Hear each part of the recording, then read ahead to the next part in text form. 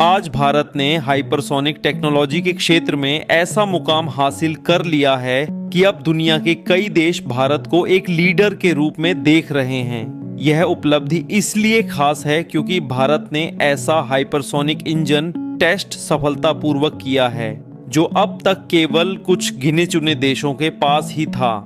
यह वही टेक्नोलॉजी है जिसे भविष्य के युद्धों में निर्णायक माना जा रहा है क्योंकि इसमें रफ्तार, सटीकता और डिटेक्शन से बचने की क्षमता तीनों एक साथ मिलती है।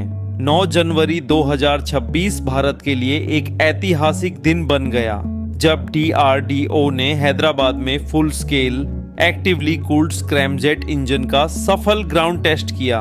इस इंजन को 12 मिनट से अधिक समय तक लगातार चलाया गया, जो हाइपरसोनिक मिसाइल टेक्नोलॉजी में एक बड़ा माइलस्टोन माना जाता है। यह टेस्ट सिर्फ प्रयोगशाला तक सीमित नहीं था, बल्कि इसे ऑपरेशनल हाइपरसोनिक क्रूज मिसाइल के स्तर पर किया गया, जिससे यह साबित होता है कि तकनीक अब वास्तविक उपयोग के काफी करीब पहुंच चुकी है। इस स्क्रैमजेट इंजन की सबसे खास बात यह है कि यह पारंपरिक रॉकेट इंजन की तरह ऑक्सीजन अपने साथ नहीं ले जाता। यह इंजन हवा से ही ऑक्सीजन लेकर काम करता है, जिससे मिसाइल हल्की बनती है और ज्यादा दूरी तक उड़ान भर सकती है। इसी तकनीक के कारण मिसाइल ध्वनि की गति से 5 गुना यानी मैच 5 से भी अधिक रफ्तार हासिल कर सकती है। इतनी तेज गति पर किसी भी रडार या एयर डिफेंस सिस्टम के पास प्रतिक्रिया करने का समय बेहद सीमित रह जाता है। हाइपरसोनिक मिसाइलों को आज इसलिए इतना महत्वपूर्ण माना जा रहा है क्योंकि ये पारंपरिक बैलिस्टिक या क्रूज मिसाइलों से बिल्कुल अलग होती हैं।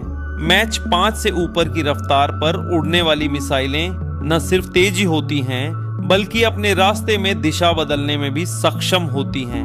यही वजह है कि इन्हें ट्रैक करना और इंटरसेप्ट करना मौजूदा डिफेंस सिस्टम्स के लिए बेहद चुनौतीपूर्ण होता है। इसी कारण अमेरिका, चीन और रूस पिछले कई वर्षों से इस तकनीक पर काम कर रहे हैं।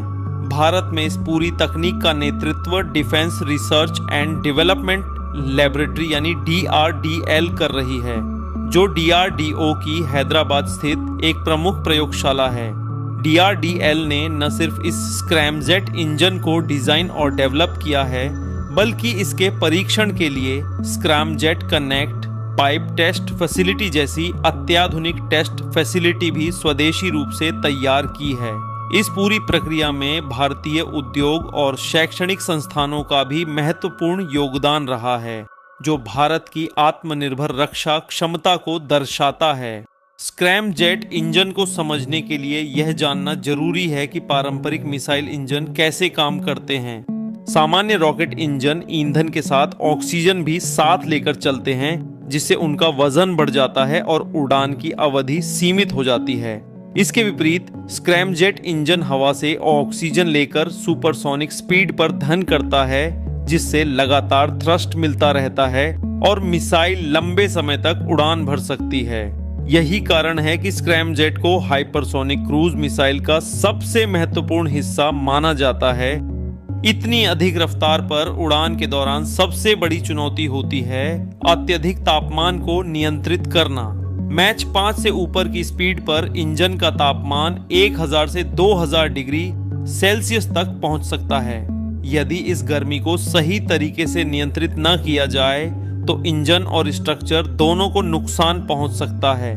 इसी समस्या को हल करने के लिए DRDL ने एक्टिव कूलिंग टेक्नोलॉजी विकसित की है, जो इंजन को लंबे समय तक सुरक्षित और स्थिर बनाए रखती है।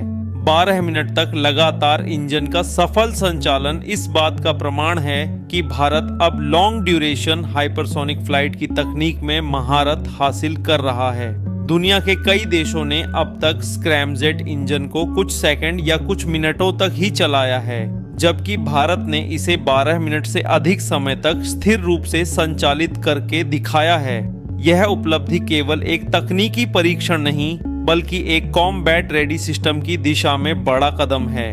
अगर वैश्विक स्तर पर तुलना की जाए तो चीन और अमेरिका ने अब तक मुख्य रूप से बूस्ट ग्लाइड आधारित हाइपरसोनिक सिस्टम पर ध्यान दिया है, जिनमें इंजन का उपयोग सीमित समय के लिए होता है। भारत ने इससे अलग रास्ता चुना है और air breathing hypersonic cruise missile पर फोकस किया है, जिसमें इंजन लगातार काम करता रहता है। इससे मिसाइल को लो एल्टीट्यूड पर उड़ान, ज्यादा मैन्यूवरबिलिटी और बेहतर कंट्रोल मिलता है। भविष्य की बात करें तो DRDO यहीं नहीं रुक रहा है।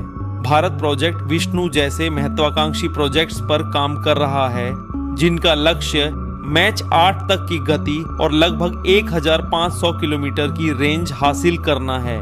इसके अलावा ध्वनि हाइपरसोनिक ग्लाइड्स व्हीकल और हाइपरसोनिक टेक्नोलॉजी डेमोन्स्ट्रेटर जैसे प्रोजेक्ट्स भी विकसित किए जा रहे हैं, जो आने वाले वर्षों में भारत की रणनीतिक क्षमता को और मजबूत करेंगे।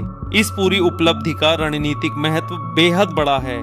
भारत अब हाइपरसोनिक टेक्नोलॉजी के उस चुनिंदा क्लब में शामिल हो चुका है, जहां पहले सिर्फ अमेरिका, रूस और चीन जैसे देश मौजूद थे।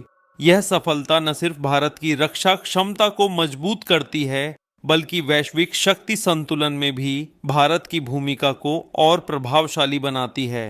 अगर आपको यह वीडियो जानकारीपूर्ण लगा हो तो इसे लाइक करें, शेयर करें और ऐसे ही कंटेंट के लिए चैनल को सब्सक्राइब जरूर करें।